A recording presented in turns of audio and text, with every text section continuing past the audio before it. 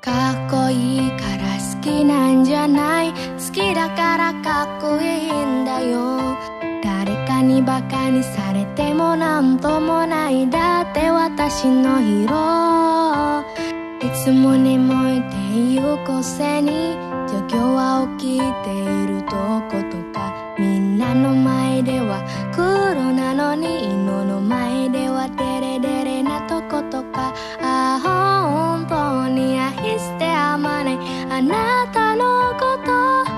私だけのヒーローになってよ。 LINE だってしていたいし、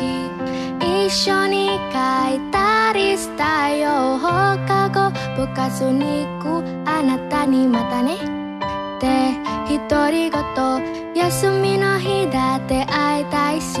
寝落ち電話もしてみたいけど、そんな勇気はちっともなくて呆れるな。振り向いて欲しくて、意識して欲しくて、恋すをつけて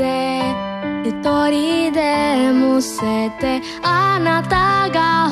欲しくて、あなたのものになりたくて、明日こそ会ってベッドの上でシミュレーション、あなたの考えながらまた明日